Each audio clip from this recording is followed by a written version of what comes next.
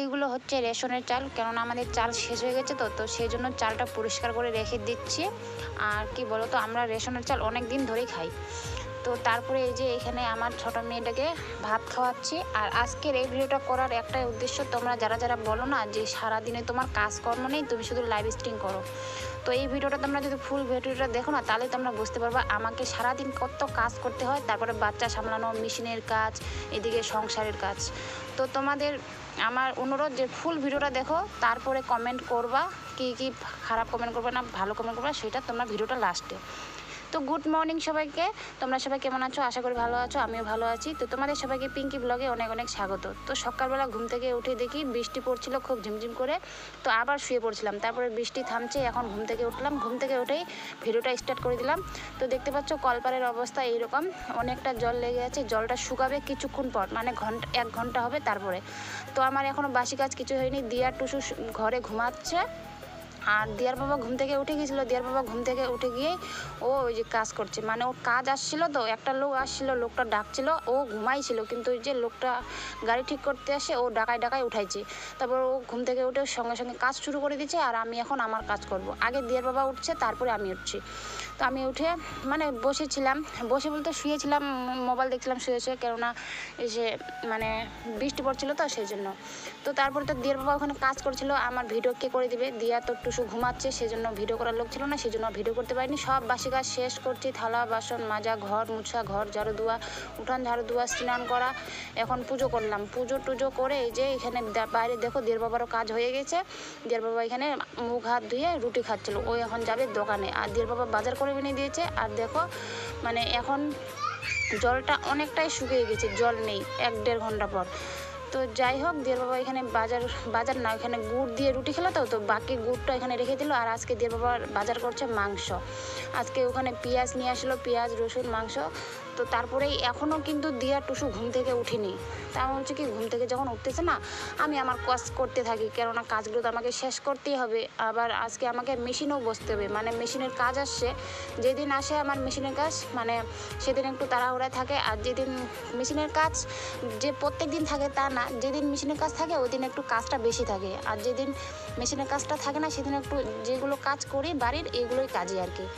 তো যাই হোক, এখন রান্নার সময়, রান্না করার জন্য আলু পটল ভাজা করব আর মাংস করব। তো মাংসের জন্য 2টা আলু রেখে দিয়েছি, মানে 2টা আলু দিয়ে। আর মাংসের মধ্যে না আলু দিলে না ভালো লাগে গো, কার কেমন জানি না। আজকে আমাদের পোলট্রির মাংস নিয়ে আসছে, আর পোলট্রির মাংসের মধ্যে আলুটা দিলে না খুব ভালো লাগে।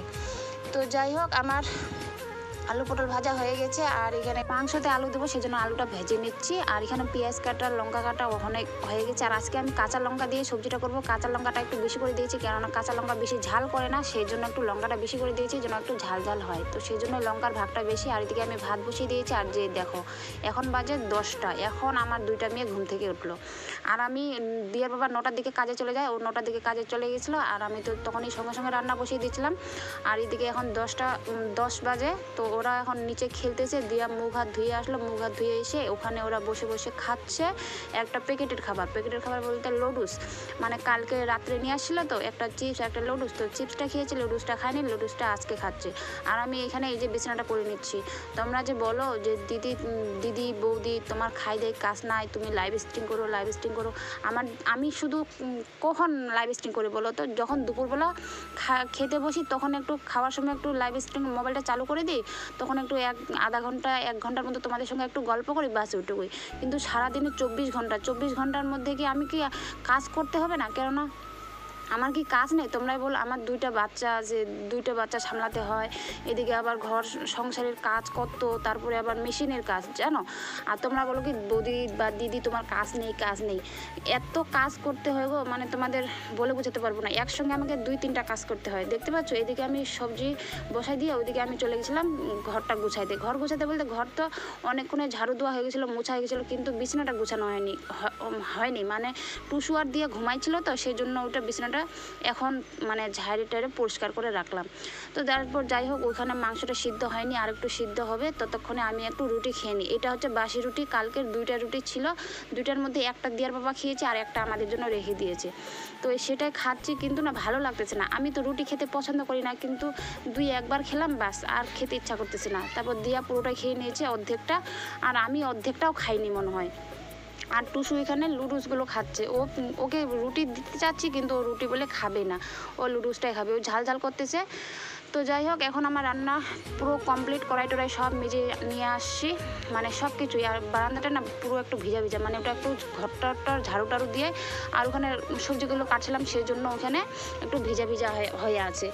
তো সেই জন্য ভাবলাম, আর আজকে না ওই যে রেশনের চালটা শেষ হয়ে গেছে, তো চালটা যখন শেষ হয়ে গেছে ভাবলাম আগে চালটা ঝাড়ে নিই, কিন্তু না, ওখানে ভেজা ভেজা আছে। তো ওখানে বলছি কি আগে ওটা শুকাই নিই, ততক্ষণে আমি এইখানে চুড়িদারের মানে সেগুলো অস্তরগুলো কেটে নিই। মানে এইগুলো চুড়িদারগুলো আজকে আমাকে সেলাই করতে হবে। এখানে আছে 4টা চুড়িদার, 4টা চুড়িদারের মানে 3টা চুড়িদারের অস্ত্র কাটতে হবে, আর একটা অস্ত্র কাটতে হবে না, একটার অস্ত্র আছেই। তো সেজন্য এখানে আমি 3টা অস্ত্র কেটে নিচ্ছি। আমি এখানে একা একা কাজ করতেছি, আর দিয়া টুসুকে দেখতে পাচ্ছ না, কারণ হচ্ছে একটাই, দিয়া আর টুসু বাইরে উঠানের মধ্যে খেলতেছে। মানে ওদেরকে নিচে নামাই দিলাম, বললাম কি একটু যাও খেলো, খেলে টেলে তারপরে আমি তোমাদেরকে স্নান করাই দেবো।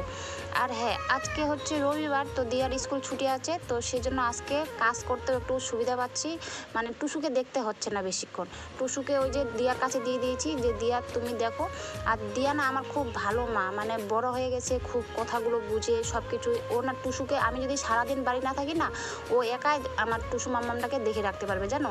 ও এতটাই মানে ভালো, আর ওর এতটা বুদ্ধি জ্ঞানটা আছে যে ছোট বাচ্চাকে মানে ও সবসময় ছোট থেকে দেখতেছে বুনুকে কীভাবে রাখতে হবে না রাখতে হবে। আর ও দিদি হিসাবে ওর বুনুকে খুব ভালো রাখে, মানে একা একা খেলা, ওর সঙ্গে খেলে, বা ওকে কান্না করায় না বেশি, চুপচাপ থাকায়, বা ওকে একটু মানে দেখে রাখে আর কি, টুসুকে সবসময় দেখে রাখে।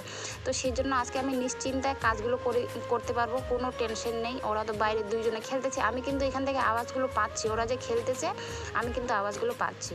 তো যাই হোক আমারও এই যে এখানে 3টা চুড়িদারের অস্ত্র কাটা হয়ে গেছে, আর বললাম একটা চুড়িদারের অস্ত্র কাটতে হবে না, সেই জন্য 3টা অস্ত্র কেটে নিলাম। আর এখন আমি যাব এই যে রেশনের চালগুলো ঝাড়তে। মানে এগুলো ওই যে দেখতে পাচ্ছ, ওইটুকুই চাল ছিল, মানে এটার মধ্যে আমি রেশনের চালটা আমি এর মধ্যে রেখে দিই। তো সেজন্য আমি কালকে রেশন ছুটাইছি, কালকে আমি রেশন আনতে গেছিলাম শনিবার রেশনটা ছুটাই নিয়ে এসে, তো চালটা আমি বললাম কি আরও 1-2 দিন হবে, তো তারপরে আমি এসে করবো।